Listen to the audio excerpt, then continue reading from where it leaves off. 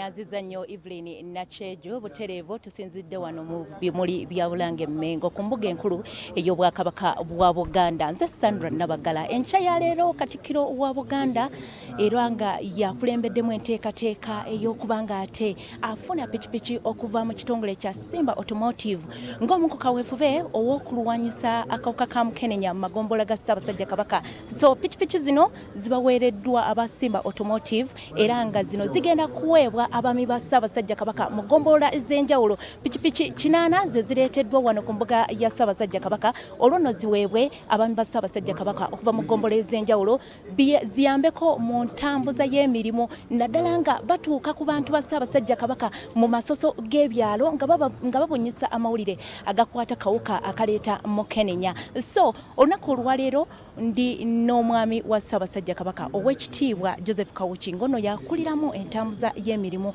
era nga yakuliramu gavumenti ez'ebitundu mu Bwakabaka bwa Buganda. Twagala tumwegatteko atubuulire ku nsonga eno eriwo enkya ya leero eya pikipiki zino ezireeteddwa aba Simba Automotive nga bali wamu n'ebitongole eby'enjawulo ne bannakyewa abalala okubanga ate ziyambako ku ntambuza y'emirimu era nga zaakuweebwa abaami b'amagombolola ga Ssaabasajja Kabaka. Ayongera otulambulirako ku nsonga eno ow'ekitiibwa tusanyusa okulaba. Weewaawo nnyabo nange nsanyusa okubeera ku BBS Serefayine eyaffe olwaleero nga Ssaabasajja Kabaka asiimye Katikkiro we akwase abaami be abaggombola awo ne minisitule ya gavumenti ez'ebitundu pikipiki eziweredde ddala 83 8 ku zo zigenda mu ggombola ate 3 nga zigenda kusigala ku kitebe kya minisitule okuyamba abalezi okusobola okutuuka obulungi Masaga Ssaabasajja Kabaka 18 okukola emirimu. Twebaza n'eggwanika lya Buganda ane twebaza ne bannaffe aba Simba Automotives abakolaganya obulungi n'eggwanika abeera nga batuwa ekintu ekirungi ku miwendo emituufu. Oyinza okuba n'obwagazi naye tofuna muntu mutuufu. Akati nga tufunye entambula eno egenda kukola emirimu mu kkowe lya mirundi 2.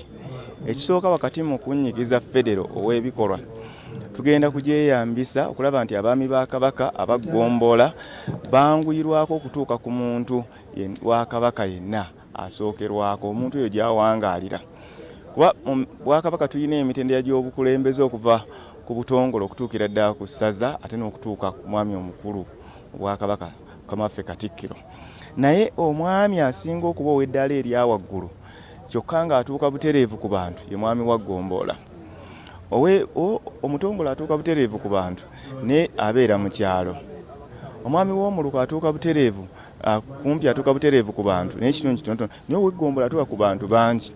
Ow'essaza munene naye ate abantu ababeerako wala ogeraganya n'ow'Eggombolola. Kale nno bano babeera nga basobodde okutuuka obutereevu ku bantu. Kitegeeza obubaka bwe tubawa obw'okulaakulanya abantu okwejja mu nvuba y'obwavu okutuusa amawulire g'Obwakabaka ku bantu. Abantu batafuna amawulire balimbibwa okulaba nti nno bakubiriza abantu okulima emmwanyi okwewala obulwadde bwa Mukenenya okusomesa abaana okwegatta n'essomasonga zonna okubeera nti abantu baziteeka mu nkola ye mwami w'Eggombolola. Ensonga lwaki bano baweereddwa obusobozi obw'enjawulo nga baweebwa entambula ebakwatizeeko. Tugamba okutandika projects, tugamba okusomesa abantu mu by'obulimi nga waliwo abo batuukako. Ate abalezi tubawa ettundutundu ddene, tubawa amasaza agasoba mulimu okulondoola engeri abaami ba Kabaka ku mitendera gyonna okubeera ddala ku masaza tubawa ku byalo n'enkiiko zaabwe gye batambuzaamu emirimu. Akanyomero kano kabeetaagisa okuba nti balina entambula esobola okubatuusaayo.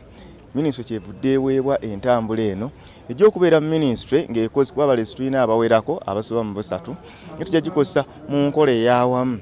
Ti olwaleero agenda e Buvuma ng'akwata entambula ng'agenda, agenze e Buluuli ng'atambula ng'agenda, agenze e Buddu oba Essese nga naye atambula akola ki? Agenda. Ate olanga n'abalala bagikozesa tusobole okubeera nga tutuusa obuweereza n'okulondoola n'okulambika n'okusomesa abantu ba Ssaabasajja Kabaka ku buweereza obukulembeze wa Ssaabasajja Kabaka bwongere okubukala obulungi.